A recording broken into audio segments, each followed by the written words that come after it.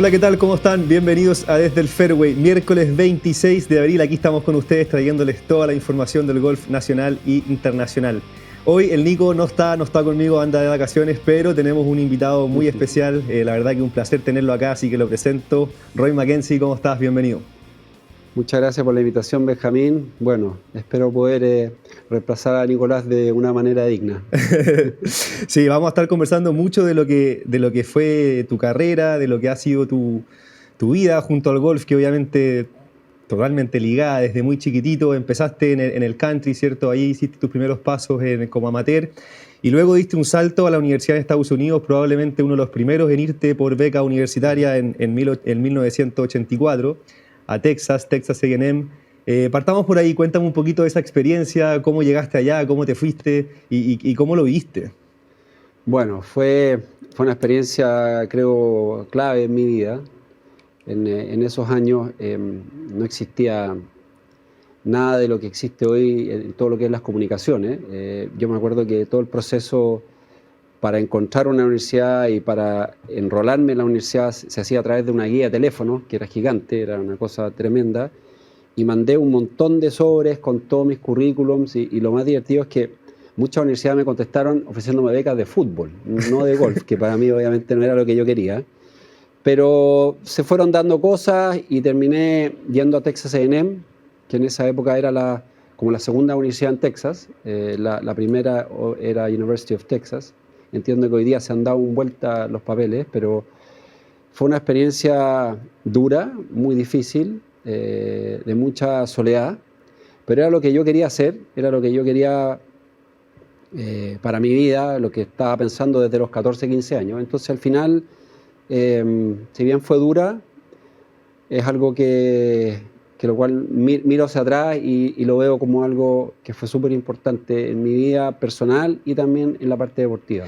Me imagino que cuando dices que fue dura, claro, porque obviamente había muy poca comunicación con Chile en ese momento, era muy difícil conectarte con tu familia. ¿Venías a Chile que una vez al año probablemente o venía...? No, tenía la suerte de poder venir 2 veces al año, obviamente para las vacaciones de invierno, que eran 3 meses largos acá en Chile, porque obviamente todo el mundo está en clase y los días eran cortos, en esa época llovía mucho, entonces no era una época muy entretenida para estar en Chile, pero sí la época del verano era muy entretenida, entre el 15 de diciembre y el 15 de enero, como se dice, todo pasando en esos días, entonces costaba volver, pero en general muy poca conexión, como dices tú, hablábamos cada 30 días con mis papás y eran llamadas de, no sé, 10 minutos, 20 minutos de teléfono, y la desconexión era tal que yo me acuerdo que para el terremoto del 86 yo me enteré, no sé, 15 días después, ¿ya? Y me enteré a través de mi coach que me dijo, oye, parece que hubo un terremoto en Chile, ¿has sabido algo de tus papás? Yo le dije, yo no sabía nada, y al final supe como a los 30 días, que se pudieron comunicar conmigo y decirme que no había pasado nada, pero yo nunca sentí, nunca sentí ningún tipo de aprensión porque no estaba informado, estaba tan desconectado. Texas A&M quedaba en la mitad de Texas, literalmente, a 2 horas de Houston, a 3 horas de Dallas, a 2 horas de Austin. Entonces era un pueblito muy chico que era la universidad y nada más. Entonces era no sé si era una burbuja, pero era un mundo que no salía de ese entorno. Entonces estábamos metidos en los estudios y en el golf y no había mucho tiempo para otras cosas. Y en cuanto al golf, cuando llegaste a Estados Unidos, porque acá en Chile probablemente era el número 1 del ranking o de los primeros del ranking nacional de todas maneras, pero cuando llegas a Estados Unidos y ves la competencia que hay, el nivel de juego que hay, ¿sentiste que había un nivel muy superior o sentiste que estabas preparado para lo que es el desafío de la Universidad de Estados Unidos? Porque... No, yo te diría que sí tenía nivel. Mi coach nunca me vio jugar antes de llegar a la universidad. O sea, yo llegué recomendado por un jugador mexicano que estaba en la universidad en ese minuto, y mi coach se lanzó conmigo sin conocerme, sin verme jugar, con beca completa, que obviamente era algo muy Raro. atípico, sí, muy atípico, y aparentemente el que lo convenció fue Jorge Coglan, este amigo mío mexicano con el cual jugué un torneo en Ecuador mientras estaba en el colegio, ¿ya? Y ahí jugué con él, y a los 4 días de haber jugado me llama el coach, habiendo conversado quizás una vez con él, y me dice que me ofrece una beca completa, que Jorge le había hablado muy bien de mí, qué sé yo. Y después con los años me enteré que Jorge terminó, llegó a su casa en México, porque justo en ese tiempo no estaba en la universidad, se había tomado un semestre libre porque su papá estaba enfermo, y me dijo que él había llamado al coach y le dijo: coach, toda la plata que tenga la pone en este jugador porque sí o sí tiene que ir a A&M. Entonces eso fue bien especial y bien como emocionante, saber que esa era la impresión con la que se había quedado Jorge. Y al competir allá en Estados Unidos, el nivel que sentiste o el nivel que viste en general con los jugadores americanos, porque me imagino que hoy día ya es mucho internacional en las universidades de Estados Unidos, pero en esa época debe haber sido igual raro, deben haber sido un porcentaje mucho menor. Poco, sí, muy poco, éramos muy pocos los extranjeros. De hecho, generalmente cuando tú veías que había un extranjero en un equipo y con el cual te tocaba jugar, regularmente terminaba siendo más amigo de ellos que de los propios jugadores de tu equipo, porque había mucho más conexión. Había buen nivel, yo tenía súper claro que habían jugadores que eran mejor que yo, pero igual sentía que en las semanas buenas mías yo podía ganar y ganar en cualquiera de los campeonatos que se estaban jugando. Yeah. Y jugaste, me acuerdo que, por lo que me has contado, ¿cierto? Jugaste también, estuviste con John Daly, te tocó jugar con él cuando él estaba en Arkansas, ¿cierto? Así es. Un poquito de lo que fue eso, del personaje de Daly, que obviamente hoy día ha hecho una carrera no solo por su golf, porque obviamente es un jugador que ha ganado 2 majors y ha ganado en el PGA Tour varias veces, pero también ha hecho una carrera por todo lo que involucra a él fuera de las canchas, por todo lo que es con su locura, por decirlo así. En college, ¿cómo se veía él? En college era igual. O sea, a mí me tocó jugar muchas veces con él, porque Arkansas y A&M estaban en la misma conferencia, que era en esa época Southwest Conference, que ahora desapareció. Y generalmente él era el mejor de Arkansas y yo era el mejor de A&M, entonces cuando nos tocaba jugar por orden de equipo, jugábamos juntos. Era un jugador sumamente talentoso, irreverente absolutamente, jugaba al límite, siempre al límite. Tenía anécdotas muy divertidas, porque en esa época nosotros no teníamos láser, tampoco teníamos libros de yardas y jugábamos totalmente al feeling, nomás a lo que había, pura sensación. Y en los únicos hoyos donde podíamos tener una referencia eran los pares 3, ¿ya? Y Daly siempre, nosotros llegábamos y le preguntábamos al coach, y el coach se nos acercaba y nos decía, bueno, qué palo había jugado el de adelante, qué había pegado, y más o menos podíamos tener una referencia, pero Daly era tan especial que si su coach estaba, no sé, al lado izquierdo del tee, él se iba a poner al lado derecho, y si estaba al lado derecho se ponía al lado izquierdo, y no le preguntaba, no lo miraba, sacaba el palo, le pegaba, no le decía ni hi coach, nada, ¿ya? Fumaba todo el tiempo a escondidas cuando estaba totalmente prohibido. Era un personaje, como lo es hoy día. Así que no ha cambiado mucho. No ha cambiado mucho, y la verdad que también por eso yo creo que también la gente lo quiere harto, porque es como súper cercano, es algo en que se escapa mucho de lo que es el molde del golfista profesional del Tour, probablemente. Sí, además tuvo una niñez dura, súper dura, se crió más bien solo, y siempre fue muy, muy talentoso. Yo me acuerdo también, creo que jugué con él el Mundial, el Junior World en el 82, creo que salió tercero o cuarto. Ya era un personaje dentro del golf, incluso el golf juvenil en Estados Unidos. Pasemos al golf amateur acá en Chile, específicamente a probablemente el campeonato más importante que hay a nivel amateur en Sudamérica, ¿cierto? Que es Copa Andes. Jugaste 5 Copa Andes, de las cuales ganaron una, ¿cierto? Así es. ¿Qué te pasaba en esas semanas? ¿Qué sensaciones tenías? ¿Cómo se veía el ambiente del equipo? Generalmente liderados por Mario Capés como capitán, ¿cierto? Con jugadores de tremenda experiencia, como lo eran Michi Gale, como era Felipe Taverne. Ustedes tres eran como el núcleo, bueno, con Mike también, ¿no? Mike Grasti. Cuéntame un poquito de Copa Andes, de los recuerdos que tienes de ese campeonato. Mira, yo tengo recuerdos increíbles de Copa Andes, ¿ya? Porque además era una semana que yo, si bien no volvía a Chile, ¿ya? Porque estaba en Estados Unidos, donde era muy solitario, y yo lo único que quería era jugar Copa Andes porque me volvía a conectar con mi gente. Para mí era un campeonato muy, muy desafiante, tanto en lo físico como en lo mental. En esos años se jugaba de lunes a sábado y había un día que no te tocaba jugar, y el año que nosotros ganamos nos tocó libre el lunes, y por consecuencia jugamos martes a sábado seguido 36 hoyos, fueron 5 días seguidos 36 Durísimo, hoyos. sí. Sí, duro, pero en esa época, para mí jugar 36 hoyos era con caddy, porque nosotros jugábamos sin caddy en la universidad, y ahí jugábamos con caddy, no era tan difícil. Y en general siempre tuvimos equipo, siempre fuimos competitivos los 5 años que yo estuve. Creo que lo peor que terminamos fue tercero en esos 5 años. Y fuimos favoritos un par de años y no pudimos ganar. Incluso un año, el último año que fue en Paraguay, ganamos 8 de los 9 partidos y no ganamos la Copa Los Andes, que es muy poco usual. Paraguay ganó los 9 partidos como local. Y nosotros sabíamos, creo que jugamos con ellos el tercero o el cuarto día, sabíamos que el que ganaba entre nosotros ganaba la Copa Los Andes. Y nos ganaron bien. Así que esa fue mi última Copa Los Andes en el año 89. Sí. ¿Y qué año fue el año que ganaron? Nosotros ganamos el año 86 en Lima. Yeah. Y fue... ¿Y ahí el equipo era? El equipo era Felipe, Sebastián Inat, Juan Eduardo Lavé, Pancho Cortés y yo. Yeah. Sí. Y ese año ganamos con 16 puntos, que es poco común, ¿ya? Perdimos 2 partidos, perdimos con Perú, con los locales, y no me acuerdo con quién más, pero ganamos con 16 puntos y ganamos por puntos chicos al final.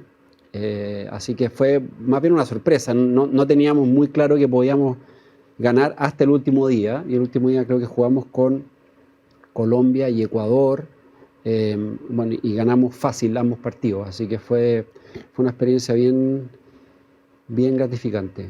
Y la experiencia en los mundiales también, cuando les tocó ir a Suecia, ¿cierto? Y jugar en Ulna, que jugaste tú con Felipe Taverne, Michi Jaeger y el Mike, ¿cierto? Y Sí, de nuevo, sí. capitaneados por Mario Capés, que era como la figura paterna un poco de este equipo, sí, ¿cierto? Él hacía una pega bien importante ahí también. Sí, él era, mira, lo más importante creo en un capitán es el respeto que él irradia a sus jugadores y el respeto que sus jugadores le tienen, ¿ya?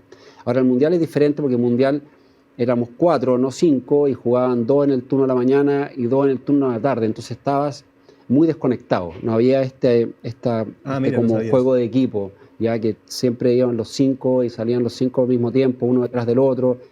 En el Mundial era diferente, y además que como los horarios eran tan diferentes, habían unos que tenían que comer temprano porque tenían que levantarse a las 4:30, 5 de la mañana, y los otros no.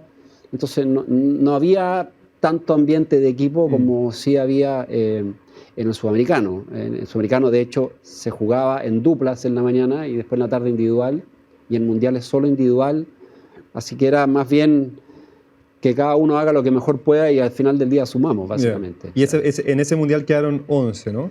En Suecia quedamos 11, sí, 10 o 11, no me acuerdo muy bien. Bueno, nosotros estuvimos con el Nico en esa cancha el 2015, cuando yo le llevé los palos en el Challenge Tour, nos arrancamos a jugarla porque obviamente el papá del Nico es uno de los integrantes de este equipo del que hablaba Roy, y una cancha realmente imposible, con un viento que era pero tremendo, mucha agua, por lo que me acuerdo, en ciertos hoyos. Así es. Yo hice 88, así bueno, para hacer 88 palos hay que pegar harto tiro. Sí hay que pegar, pero como tú dices, la época que la jugamos nosotros también era el fin del verano en Suecia, hacía frío, había mucho viento, la cancha estaba muy dura, o sea, estaba en algunos hoyos era prácticamente injugable, no había cómo dejar la pelota en el green. Yo me acuerdo que el primer día estaba 10 más en los 10 primeros hoyos, ¿ya? Y terminé haciendo 10 más.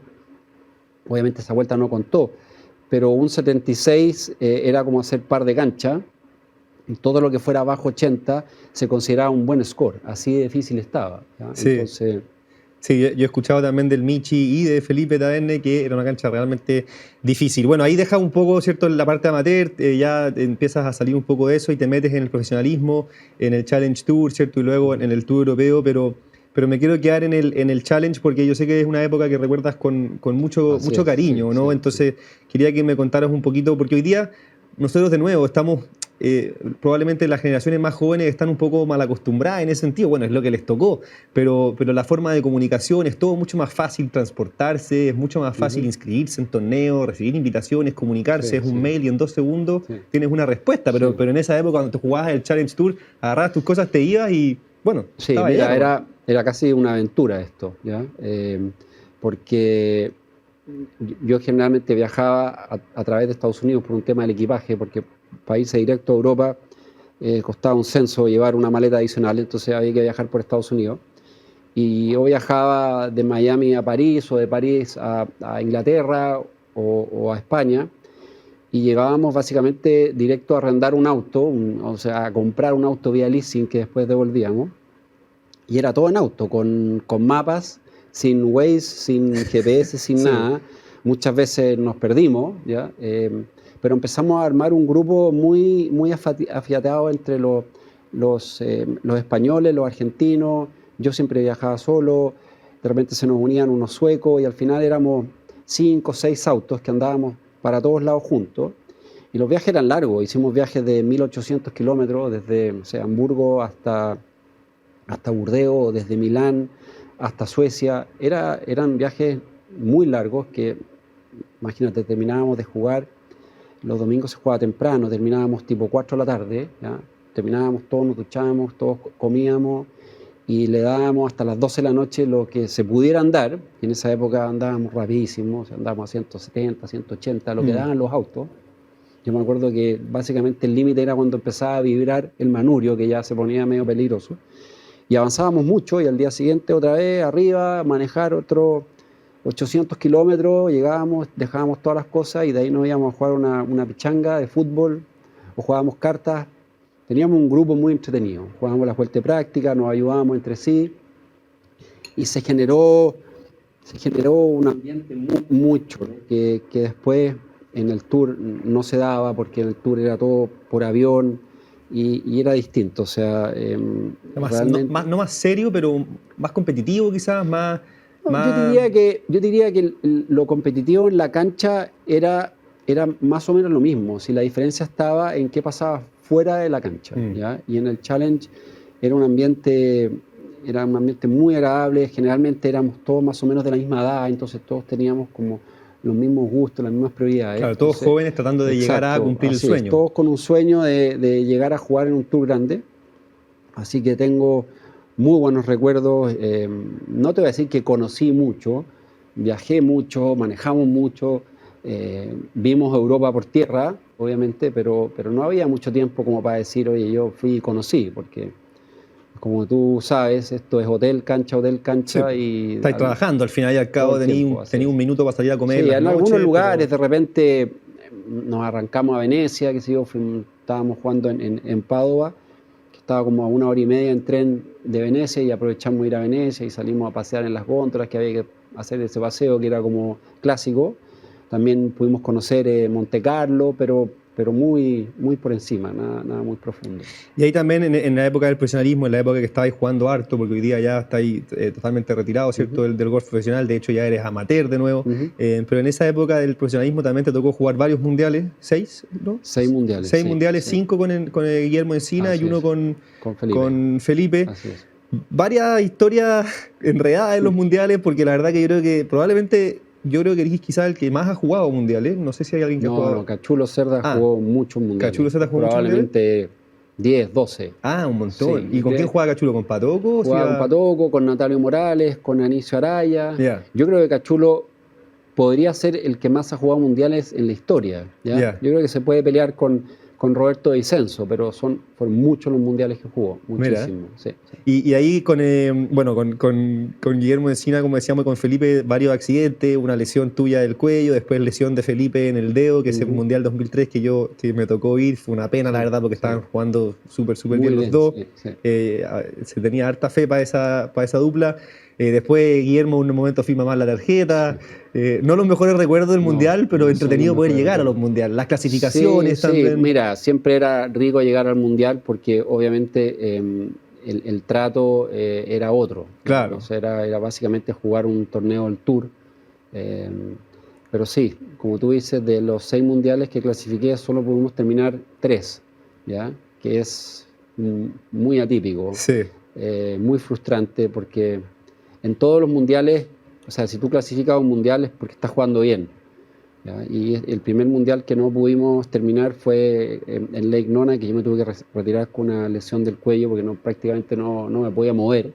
La noche anterior, entre el primer y el segundo día, no encontraba posición en la cama para poder acostarme, entonces prácticamente no dormí. Y al día siguiente, bueno, yo esperaba encontrar, no sé, un camión fisio para poder hacer algo de terapia, a ver si podía jugar. No había nadie. Y pude jugar un hoyo, ¿ya? Creo que hice 10 o 11 en ese hoyo, porque no le podía pegar. Y me tuve que retirar. Y después tuvimos el siguiente mundial en Sudáfrica. Guillermo, por un error involuntario, en vez de anotar 4-5, los dos últimos hoyos anotó 5-4, ¿ya? Y esto nos informaron como una hora y media. ¿Y habían jugado bien ese día? Habíamos jugado decente, no bien, íbamos en la mitad, pero al otro día teníamos una salida bien entretenida con McNulty y con Tony Johnston de Zimbabue, que siempre estaban compitiendo en los mundiales y eran top 20 del mundo ambos en esa época. Así que ese fue un viaje largo porque tuvimos que esperar hasta poder volver, porque los tickets no se podían cambiar. Bueno, y después lo que pasó con Felipe también fue súper frustrante, porque ese era el primer mundial que Chile clasificaba a los mundiales que eran parte de los World Golf Championships, ya que obviamente eran 24 equipos, no 32. El monto de los premios era 3-4 veces lo que se jugaba antes. Y habíamos clasificado muy bien, ganando la clasificación en México, y teníamos mucha esperanza, y lamentablemente ocurrió un accidente. Los accidentes ocurren y no pudimos reemplazar, las reglas no permitían reemplazo, que fue algo que a mí me llamó mucho la atención. Regla que después se cambió, aparte. No sabía, yo no tenía idea. Sí, regla que después de lo que le ocurrió a Chile en el 2003, que solamente los equipos que clasificaban de manera directa podían reemplazar a un jugador, porque ustedes habían clasificado, ¿cierto? Lo cual era una real estupidez, algo muy raro en el PGA Tour. Eso se cambia después, y todos los equipos podían hacer un cambio a última hora, que era lo lógico, ¿cierto? Yo me acuerdo que era una norma que no tenía ningún sentido, o sea, porque al final, como nosotros no íbamos a poder jugar, iba a quedar un equipo suelto, y iba a tener que jugar siempre un equipo con un marker, que a mí no me hacía ningún sentido, y la verdad que, bueno, tú sabes cómo son los gringos, ellos tienen sus reglas. Sí, cuadrados. Pero más que cuadrados, las reglas son las reglas. Sí, el golf se respetan. El golf es reglas, porque si no se juega con las reglas no es golf. Así de simple. Así que fue una semana dura también, no podíamos cambiar los tickets y tuvimos que esperar toda la semana ahí. Tú estuviste con nosotros. Y fue una pena, podría haber sido una experiencia realmente buena. Sí, porque la verdad que los dos estaban súper bien, en un muy buen nivel, los dos yo diría en peak. Felipe estaba jugando súper bien también, me acuerdo. Felipe estaba en full ascenso, obviamente esto fue antes que Felipe entrara al Tour Europeo el 2008. Así que también estaba en un buen nivel. Yo creo que podrían haber hecho un buen resultado. Bueno, yo fui también, lo pasé muy bien, eso sí, independiente que no hayan jugado. Yo tenía 12 años y fui también a ese mundial a acompañar, así que muy entretenido. Fue mucha gente que se quedó con ganas. Las ganas. Fue realmente... Me acuerdo que fue Sebastián Buceta, fue la Loreto también, creo que estuvo allá, Loreto Santa Cruz, la señora de Felipe. Fue Tommy, tu hermano. Sí, fue mi hermano. Fue el Supi, fue mi papá. Fue la Trini. No, éramos un grupo grande. Fue la primera vez que viajábamos como en grupo y no pudimos jugar. No, terrible. Sí, pero bueno, cosas que pasan, como dices tú, los accidentes ocurren. Bueno, hoy día está ahí totalmente lejos de lo que es el golf en cuanto al juego, pero muy metido en el tema de organización de campeonatos, organización de abiertos, ayudas mucho, trabajas muy de la mano con la Federación Chilena de Golf, algo que obviamente te apasiona, te gusta harto, estás metido también en el tema de arbitrajes, de rating de las canchas. ¿Estás contento de estar lejos de las pistas o lo echas de menos de repente cuando estás viendo los campeonatos? Pasa por días. Yo creo que hay días que no pienso en lo que hacía antes, y hay días que sí, pero estoy muy feliz con lo que estoy haciendo. Creo que en la transición de jugar a organizar fue muy fácil. Creo que después del primer campeonato que hice me di cuenta que el nivel de estrés era la mitad, y quizás menos de la mitad, y que podía hacer algo diferente y relacionado al golf, que era lo que a mí me gusta hacer. Así que estoy muy contento, estoy haciendo hartas cosas, estoy tratando de poder llegar a lo más alto en lo que es reglas, que es muy difícil. Acabamos de hacer un seminario participar de un seminario del TARS de la RNA, y realmente uno cree que sabe, pero cuando vienen los que realmente saben, se da cuenta que sabe muy poco. Y que arbitrar no es solamente saberse las reglas, hay que saber manejarse bien, hay que saber entender la situación de estrés por la que está pasando el jugador, son varios los factores que hacen de un buen árbitro que se ganan con experiencia, y en Chile necesitamos arbitrar más. Creo que estamos arbitrando poco y esperemos que podamos resolver eso con que menos gente arbitre más. Eso es un poco lo que yo veo que es lo que se tiene que hacer, que no lo estamos haciendo en este minuto, pero esperamos que se pueda cambiar. Obvio, sí, estoy de acuerdo con eso. Y el golf en general, ¿cómo lo ves con la juventud que se viene, con los profesionales que hay hoy día en competencia? Obviamente hay un interés muy, muy grande. Hay varias instituciones como son Golf Juniors, que están intentando, ¿cierto?, potenciar el golf juvenil de hace muchos años, con objetivos de lograr sacar, ¿cierto?, un Joaco, un Mito, o una Paz Echeverría, o una Nicole Perrot, porque al final hablamos mucho de Joaco y Mito, pero no hay que olvidarse de la Pasita y de Nicole, que son dos jugadoras que estuvieron en el LPGA, y la Nicole incluso ganó en el LPGA, algo que es realmente impresionante. Sí. Entonces, obviamente, yo creo que ese es un poco el objetivo de la federación y de Golf Juniors, de lograr sacar a estos golfistas. ¿Tú crees que se está haciendo bien el trabajo en general? Yo creo que se está haciendo bien, y yo creo que lo que están haciendo, yo creo que tiene que ir más allá de solo sacar jugadores buenos. Yo creo que el golf es un deporte que te enseña muchas cosas para la vida, muchísimas, y yo cada vez que hablo de esto incluso hasta me emociono, porque el golf te enseña a ser paciente, te enseña a ser respetuoso, te enseña a jugar por las reglas, te enseña humildad, muchas cosas que después en la vida te sirven mucho, ¿ya? Y creo que eso es tan importante como sacar jugadores buenos, ¿ya? Y a mí lo que más me gusta ver es participar a niños y a niñas en los abiertos, porque los veo entusiasmados, un poco me veo yo en ellos, ¿te fijas? Y trato siempre de apoyarlos y de darles consejos para que entiendan que el golf va mucho más allá de solo resultados. Creo que ya estar en una cancha, dedicarle el tiempo que hay que dedicarle, hay que ser muy disciplinado, no estando metido con el teléfono todo el día, ni con la tablet, ni con estos juegos. Creo que para mí ya es una diferencia importante, ¿ya? Independiente de que sí, rico tener jugadores buenos y todo, pero esos jugadores se van formando solos. O sea, hay un apoyo, sí, claramente hay un apoyo. Yo tuve la suerte de salir a jugar mucho al extranjero, obviamente representando a Chile, financiado por Chile, y eso te ayuda a crecer y te ayuda un poco a darte cuenta en qué nivel estás. Porque claro, ¿dónde estáis parados un poco? Exactamente, eso es muy importante, porque eso te va a ayudar a tomar una buena decisión después, porque muy importante tomar buenas decisiones con buena información, y esa información no solo se puede recopilar con lo que uno hace aquí en Chile, tiene que poder compararse con lo que está pasando afuera. Sí, es verdad lo que comenta Roy. Yo creo que la experiencia de poder jugar afuera, de poder competir afuera, obviamente te ayuda un montón, pero al final las oportunidades te las pueden entregar, pero viene mucho de uno también, ¿cierto? Tiene que haber un trabajo muy importante, es un deporte extremadamente solitario el golf, de muchas horas, de mucha dedicación, de mucha práctica. Lo hemos conversado un par de veces nosotros, de la cantidad de horas y pelotas que tiran los buenos jugadores, de la cantidad de tiempo que se le dedica y la cantidad de cosas que dejas de hacer de tu vida personal por este deporte, que te tiene que gustar al final. Así es. O sea, el día que te deja de gustar, no lo vas a volver a hacer, ¿ya? Y eso fue un poco lo que me pasó a mí. No es que me dejó de gustar el golf, me dejó de gustar un poco todo lo que se requiere para competir, ¿ya? Y como tú dices, no tienes vida. O sea, yo prácticamente no tuve juventud, en el sentido que nunca fui a fiestas, no me gustaban. Yo hacía lo que yo quería hacer, no estoy como lloriqueando porque no lo pude hacer. Al contrario, yo escogí hacer eso porque ese era mi mundo, sí. ¿Ya? Y me fascinaba, todo lo que tenía que ver con golf me fascinaba, y eso fue lo que me mantuvo con las ganas de hacer todo, a pesar de todos los costos que tiene. Oye, bueno, como te comentaba, el tiempo vuela en estos programas, pero quiero terminar con algunas preguntitas cortas y un par de respuestas. Quiero que armemos el jugador chileno ideal. Si tuvieras que coger un jugador chileno para pegar el drive. Felipe Aguilar. Felipe Aguilar. Los fierros. Roy McKenzie. Roy McKenzie. El approach.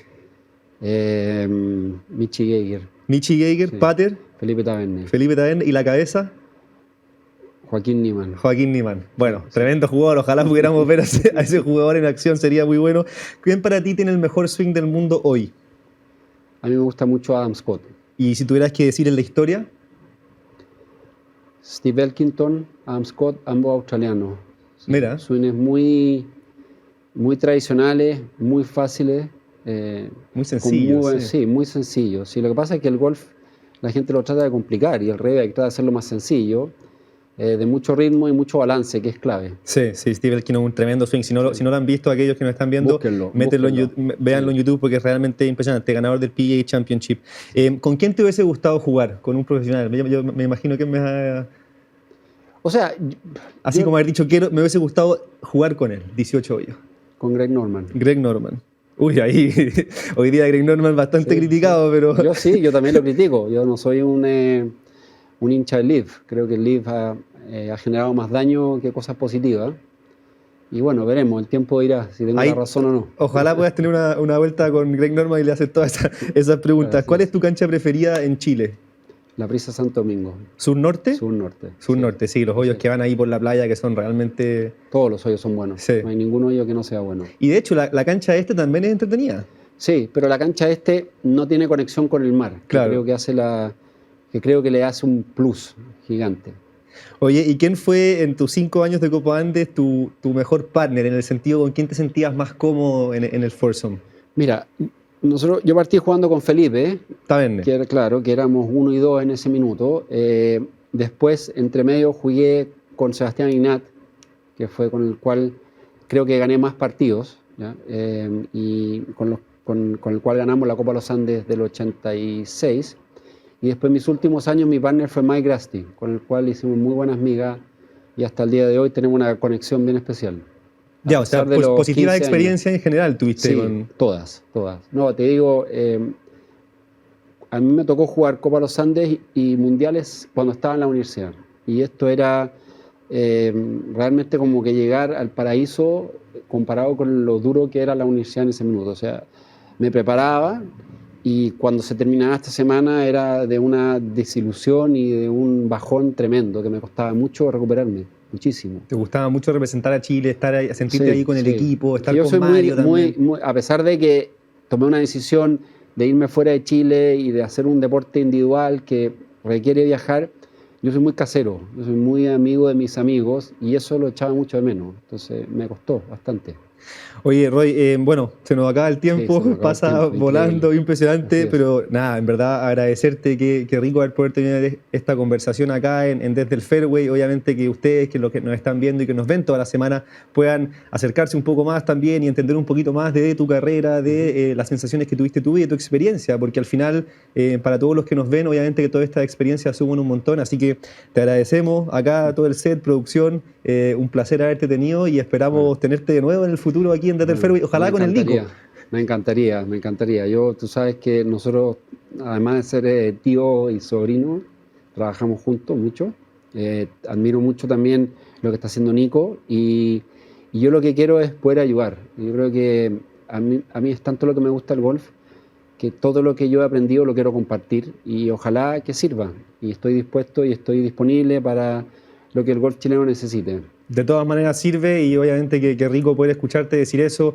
La verdad que obviamente un placer, un orgullo tenerte acá. Yo en lo personal obviamente te admiro un montón, así que nos estamos viendo seguramente en el próximo capítulo de Desde el Fairway, donde vamos a estar de vuelta ya con Nico Geiger para hacer el análisis de todo lo que ocurre en Chile y el mundo. Muchas gracias por estar con nosotros y nos encontramos el próximo miércoles, 21 a 30 horas. Que estén bien, chao.